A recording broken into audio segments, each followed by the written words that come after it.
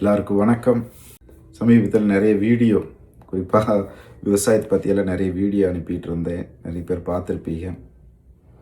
சிலருடைய மனதிலும் இந்த கேள்வி வந்திருக்கலாம், என்னடா இவர் அங்கே போயிட்டு இந்த விவசாயத்தை பற்றியெல்லாம் வீடியோ போட்டிருக்கிறாரு அப்படின்னு. ஏன்னா ஒரு சில கமெண்ட் எனக்கு வந்தது.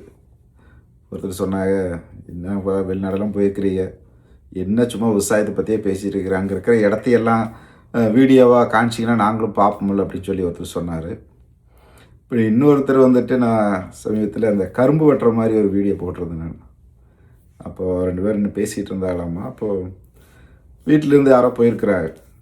அப்போ அவர் கேட்டாங்களாமா, ஃபாதர் என்ன பண்ணுறாரு அப்படின்னு சொல்லிட்டு. அப்போ உடனே இன்னொருத்தர் சொன்னாராமா, ஃபாதர் வெளிநாட்டில் கரும்பு வெட்டிகிட்டு இருக்கிறாரு அப்படின்னு சொல்லிட்டு. அன்பார்ந்தவர்களே, நான் சொல்கிறது எதுக்காக அப்படின்னு ஒரு வேளை உங்களுக்கு புரியாமல் இருக்கலாம்.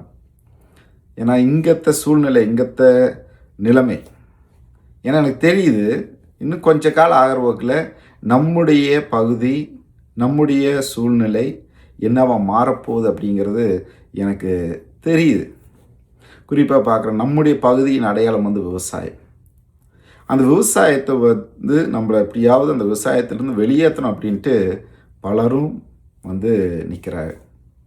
அதனால தான் நம்முடைய பகுதி ஒரு வறட்சியின் பகுதியாக, நம்ம விளைவிக்கிற காய்கறிகளுக்கு சரியான ஒரு விலை இல்லாமல் நம்முடைய விவசாயிகள் எல்லாம் எதுக்குடா விவசாயம் பண்ணுறோம், அது ஒன்றும் விலையில்லை அப்படின்னு சொல்லிட்டு எல்லாம் நிலத்தையெல்லாம் விற்க ஆரம்பிச்சிட்டோம். அதனால தான் நான் பார்க்குறோம், இப்போ பல தொழிற்சாலை, குறிப்பாக இப்போ பார்க்குற அந்த ஒல்லப்பதியில் வந்த அந்த மீன் தொழிற்சாலை, இந்த மாதிரி ஒவ்வொரு தொழிற்சாலைகள் வரும். நான் ஏன் இதை சொல்கிறேன் அப்படின்னா, இப்போ நான் இருக்கிற இந்த பகுதியே, இந்த இடத்தோட பேரே வந்து சுகர் லேண்ட் அப்படின்னு சொல்லுவாங்க.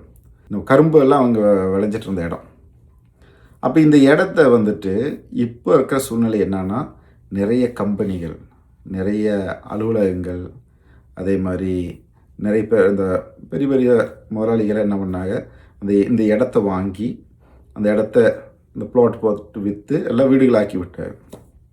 அப்போது இங்கே இருக்கிற சூழ்நிலை, இங்கே சிறு குறு விவசாயிகள் யாருமே இல்லை. எல்லாமே வந்து 500 ஏக்கர், 1000 ஏக்கர், 2000 ஏக்கர் வச்சுருக்கிற விவசாயிகள் தான் இருக்கிறாங்க. இதே சூழ்நிலையை தான் நம்முடைய பகுதியும் கொண்டு வர பார்க்குறாரு.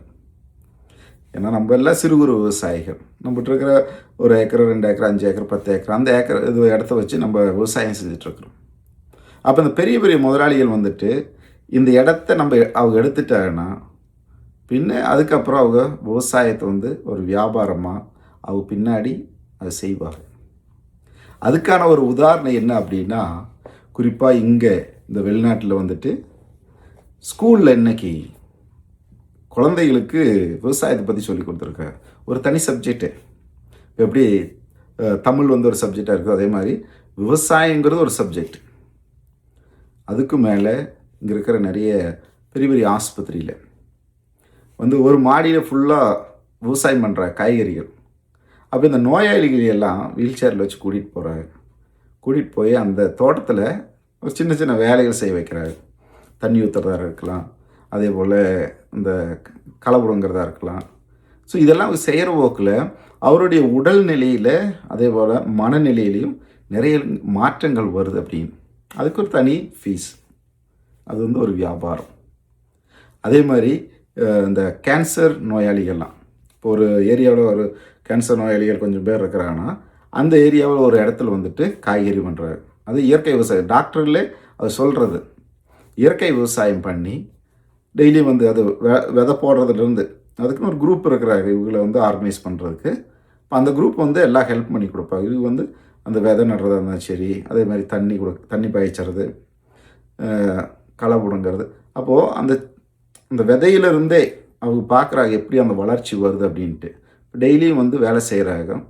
அப்போது அவங்களுடைய அந்த வேலை செய்கிறதாலும் சரி, அந்த ஒரு மனநிலையில் நிறைய மாற்றங்கள் வருது.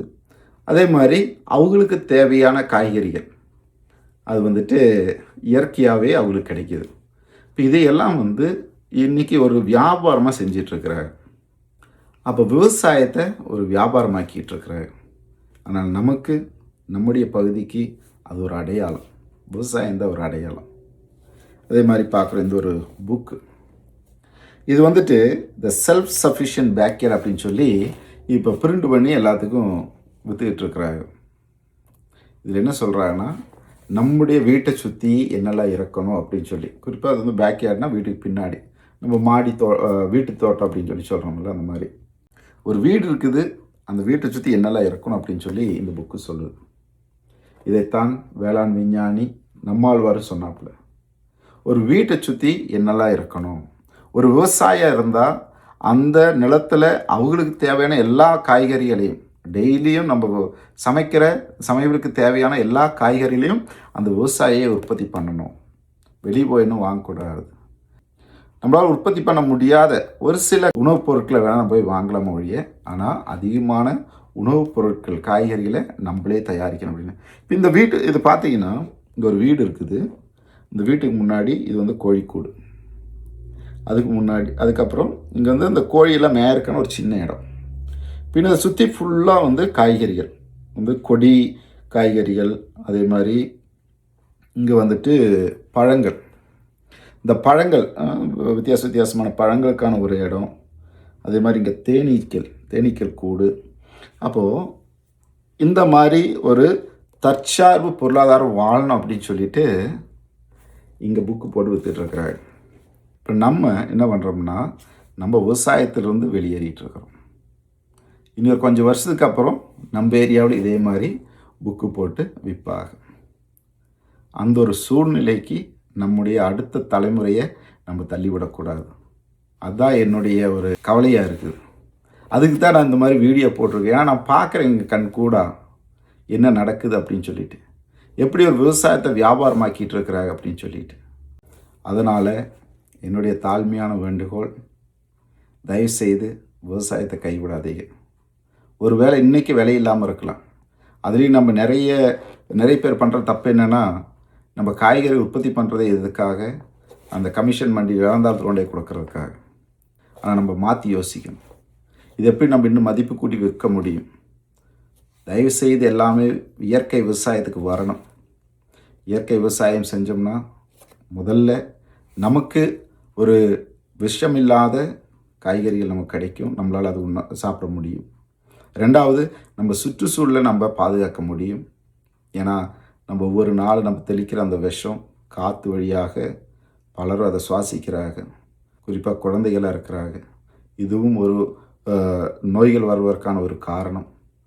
எனவே தயவுசெய்து நம்முடைய அறியாமையிலே நம்ம இருக்காமல் நம்ம கொஞ்சம் விழிப்படைய வேணும். தற்சார்பு பொருளாதாரத்துக்கு திரும்பணும். இயற்கை விவசாயத்துக்கு திரும்பணும். இல்லாட்டினா நாளை நம்முடைய தலைமுறையும் இதே மாதிரி ஒரு புக்கை தூக்கி வச்சுக்கிட்டு உட்காந்துருப்பார். தொடர்ந்து பேசுவோம். நன்றி.